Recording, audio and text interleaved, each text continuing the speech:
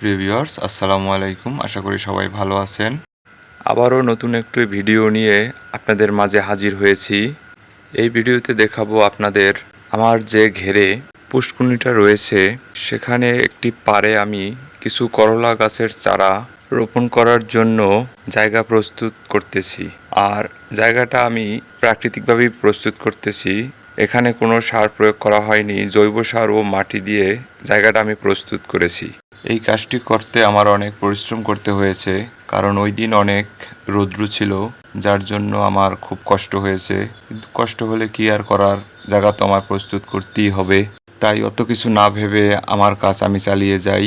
এটা আমি প্রথমবারের মতন করতেছি আর কোনো অভিজ্ঞতা ছাড়াই করতেছি। আসলে এই ঘেরটা আমার অনেক দিনের পুরানো, আর এখানে কোনো বাণিজ্যিকভাবে কিছুই চাষ করা হয়নি কখনো। আমি বাড়ি আসার পর থেকে আমি এই ঘেরটাকে নিয়ে একটি পরিকল্পনা করেছি, যাতে সামনে সবজি চাষ থেকে শুরু করে মাছ চাষ আরও যা যা আছে বাণিজ্যিকভাবে চাষ করব।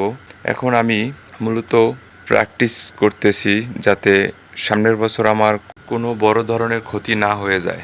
আর আল্লাহ চাইলে লস লাভ যে কোনোটাই দিতে পারে, তারপরও আমি আমার প্র্যাকটিসটা করে যাচ্ছি আর কি। আর আমি যেখান থেকে মাটিটা খুঁড়ছিলাম সেখানে বেশ কিছু উলির বাসা ছিল।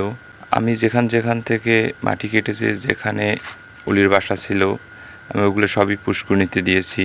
কারণ পুষ্কুনিতে দেওয়ায় পুকুরে যে মাছগুলো আছে ওগুলো খুব মজা করে উলি পোকাগুলো খাচ্ছিল।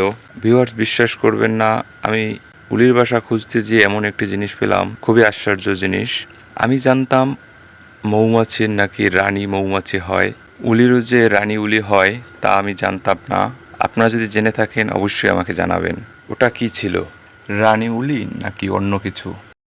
ভিউয়ার্স, গেরে অনেকক্ষণ কাজ করছি।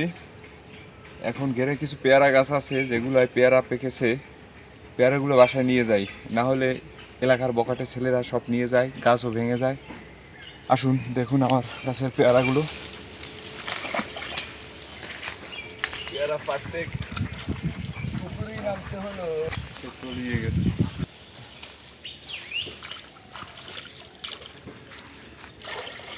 এই ভিউয়ার্স, দেশি কাঁচা পাকা পেয়ারা। ও ঠিক আছে।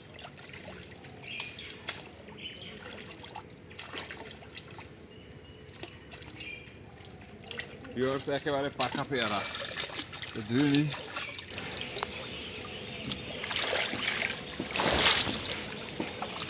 পুরো চেক করে দেখুন। বিসমিল্লাহ। সেই মিষ্টি ভিউয়ার্স। ভালো পেয়ারা।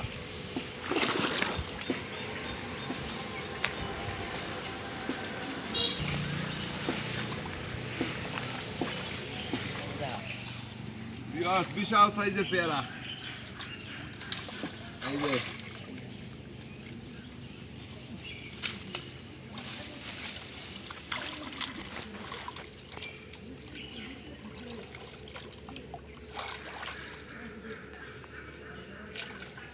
আরো আছে, দেখাই।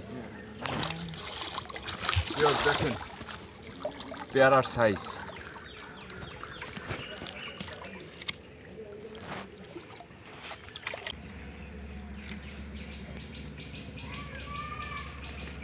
এইটাও দেখাই।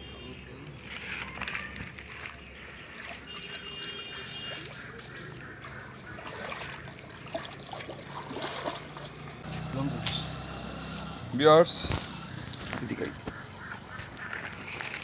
এগুলো আমাদের রিজিকে ছিল না, এগুলো পাখির রিজিকে ছিল। এগুলো পাখি খেয়ে নিয়েছে। আসলে এই বন জঙ্গলের ফল ফকরা খেয়েই পাখিগুলো বেঁচে থাকে, আর আল্লাহ তাআলা ওদের রিজিকই বরাদ্দ করেছে এগুলো। অসংখ্য পেয়ারা আছে, ফল ফুল আছে এই ঘেরে। বেশিরভাগই পাখিতে খায়, এলাকার মানুষজনে খায়। ভালো থাকবেন, আল্লাহ হাফেজ।